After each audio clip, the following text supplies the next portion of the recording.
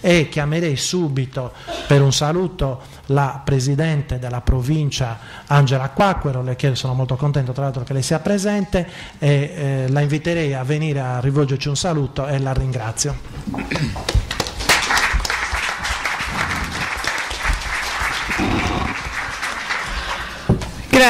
Grazie per questa iniziativa che credo sia molto appropriata, molto opportuna.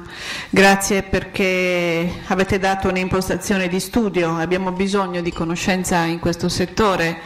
Certo, le riflessioni che già l'introduzione di Marco Espa sollevano sono diverse. Noi stiamo attraversando un periodo estremamente pericoloso per le politiche sociali, che ci trova tra l'altro abbastanza fragili, abbastanza scoperti in Sardegna, perché non abbiamo ancora a disposizione un piano socioassistenziale serio e non abbiamo ancora avuto applicate tutte le norme, tutte le possibilità previste dalla legge 23.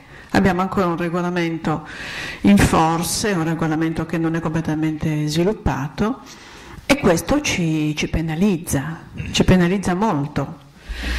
Allora, quando noi parliamo di livelli essenziali di assistenza nel sociale, stiamo parlando di un insieme di garanzie da dare alle persone che queste garanzie oggi non hanno e che sono affidate ancora troppo spesso a livelli di discrezionalità eccessivi. Un esempio per tutti: nella continuità dell'assistenza, la possibilità o meno di essere presi in carico e seguiti per le forme di assistenza residenziale o anche familiare, che hanno un costo preciso, di essere seguiti in maniera più accurata da chi ci deve prendere in carico. Ecco, diceva poco fa Marco Espa, si fa carico sulla famiglia. Mi viene da dire, ma su quale famiglia stiamo facendo carico? Perché ho la sensazione che ci stiamo veramente costruendo degli alibi. Stiamo facendoci carico sulla famiglia monoparentale, per esempio? Stiamo facendo carico su una famiglia che ha un solo stipendio, un solo reddito, quando c'è molto spesso discontinuo, con dei figli a carico? Stiamo facendo carico su una famiglia che non riesce a formarsi perché i componenti sono dentro il precariato e non riescono ad avere una garanzia di vita? Stiamo facendo carico su famiglie che non riescono a favorire un lavoro femminile, un lavoro della donna, perché quella donna è inchiodata a casa in rapporti di cura, in relazioni di cura che non sono adeguatamente retribuite e riconosciute.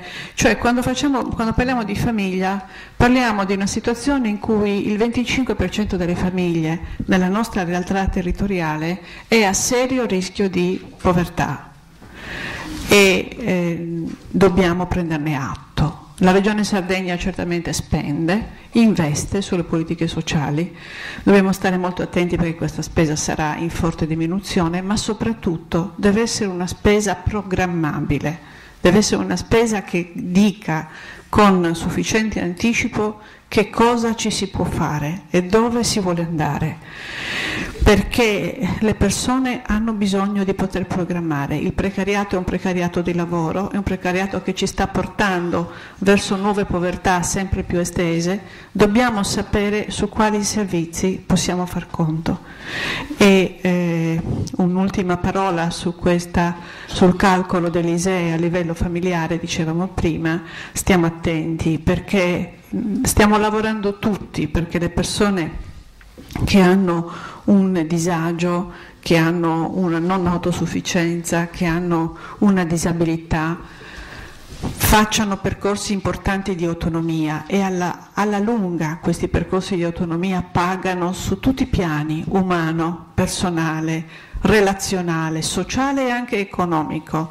Ma per far questo dobbiamo investire sull'autonomia, anche se è difficile, anche se è scomodo. Credo che questi aspetti possano essere un programma di lavoro e vi ringrazio per questa serata. Grazie mille Angela.